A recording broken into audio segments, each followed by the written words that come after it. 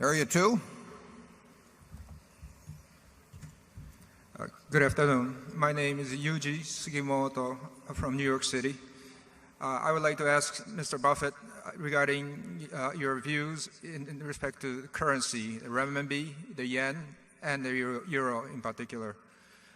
During the visit by Hu Jintao, this issue of the currency level had become a big issue, and increasingly this is becoming a very, very important issue for the economic health of this country. United States is becoming highly dependent on very cheap, underpriced Chinese exports in all consumer goods. You go to Walmart and most of the high-end product in electronics, or most of the any value-added products are manufactured in China. U.S. is almost addicted to very low-priced Chinese goods thanks to the artificially maintained currency level. At the same time, U.S. is becoming addicted to very cheap capital from China and Japan as they provide infusion of capital to U.S. Treasury market, thus keeping the interest rate low for mortgage rates. I see a great danger if this is maintained for a long time as U.S. becomes addicted to this cheap Chinese or Asian export for all our consumption, and also for all of our cheap mortgage rates.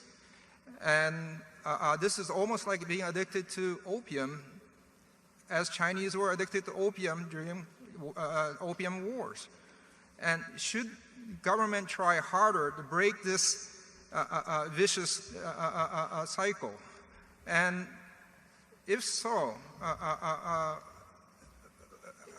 what would you think about the currency level?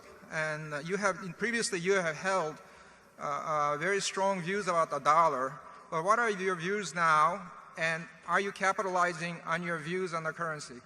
Yeah, well, my views, and Charlie may disagree, but my views are as strong as ever, perhaps a bit stronger. We are doing less directly in currency futures because as I explained in the annual report, the carry cost has gone from being positive to quite negative. So there are better ways, in my view, considerably better ways of mitigating the consequences of the dollar becoming a lot weaker in the future. We like the idea of developing earning power in other currencies around the world, and in effect in ISCAR itself, a large portion of the earnings are not in dollars, and we're doing it in other areas as well. We will hold less in currency futures unless the carry picture changes. But the fundamental picture, what in my view is almost, you never say certain, but a very high probability of happening, is that the U.S. currency weakens over time. No idea about the next 6 months or a year or anything, but over a long period of time weakens against other currencies because we are following policies that don't seem to leave much alternative. Here is a quote referring to running a large current account deficit that was given on February 28, 2002. The quote is, "Countries that have gone down this path invariably have run into trouble, and so would we. Eventually, the current account deficit will have to be restrained." Now, that was said by a very smart fellow whose name was Alan Greenspan. And at that time, the current account deficit was $385 billion, and it'll be more than double that now. So here, 4 years later, we have gone down that path, which he talked about, and we've gone faster and faster down the path. And he says invariably it runs into trouble. Now, in his later years as Fed chairman, he did not emphasize this view as much. He never repudiated it, but he sort of talked about other things more.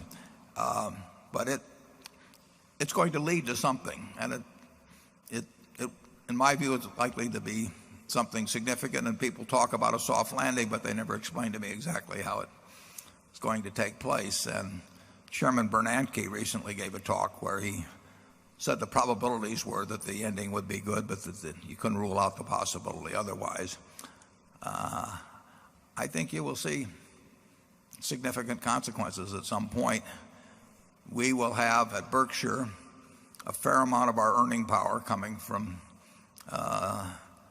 other countries with other currencies, but we will always be primarily in the United States.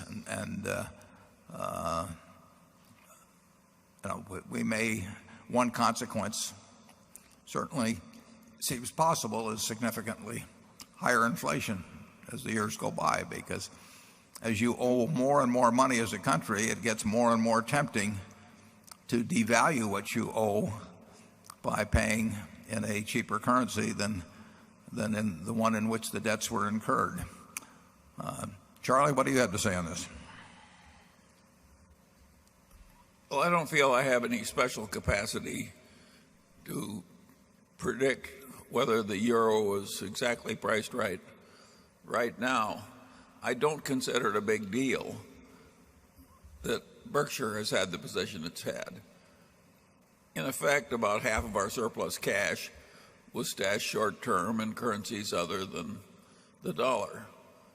I regard that as almost a non-event.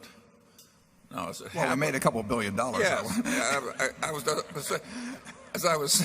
about to say that as it's happened so far, it's been a very profitable non-event. But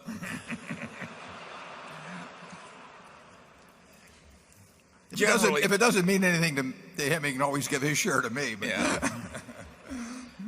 Generally speaking,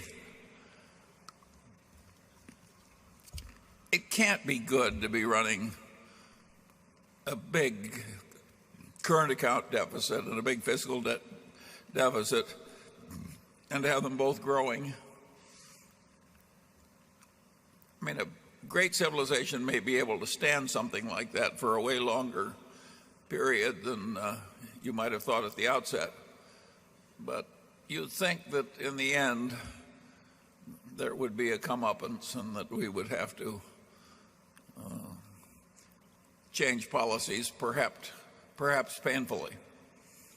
In fact, I would say almost surely painfully, wouldn't you, Warren? Yeah, I would. Yeah. And it's interesting because I think almost everybody says it's unsustainable. And then they never explain how it doesn't keep being sustained until something very unpleasant comes along. But then they also say that there will be a soft landing. And I don't always get from A to B to C when I listen to them. Certainly the longer it goes on, the greater the net debtor position the United States is in, the more people see that we are sort of addicted to this kind of behavior, the more chance there is at some point, probably brought about by some other extraneous affair, that currency there aren't some big adjustments that take place and perhaps some chaotic markets in which currency adjustments play a part. But knowing when or exactly how, it's impossible to say that sort of thing, to predict that sort of thing. Charlie and I, in the 1980s, saw something called portfolio insurance, and that was a very popular term then, catch on with institutions. And what happened was that a group was around selling the idea that this was a sophisticated, superior way for large institutions to manage money. And they charged appreciable sums to people to set up mechanistic procedures for dealing with stock market fluctuations. They did this with pension funds and various big guys. And it was very popular, and the academic literature was full of it, and people were teaching about it in the schools. And then October 19th, 1987 came along, and a relatively small portion of American money, American investments, were being guided by this portfolio insurance doctrine. But just that small amount of money was the leading factor in producing a 22% change in the value of American stocks in one day. Every one of these people individually thought what they were doing was intelligent, but when aggregated and having to follow a given signal, in effect, you created a doomsday machine. It was out of control, and some really chaotic things happened then. I would say the potential for that sort of thing, not that exact thing at all, but that sort of thing to happen in the world ahead is it's probably magnified quite a bit from what existed in the 80s, and currency enters into it. But it's not, who knows where it starts or exactly why somebody yells fire, but when fire is yelled, there will be, the currency markets will play a part in the rush for the door.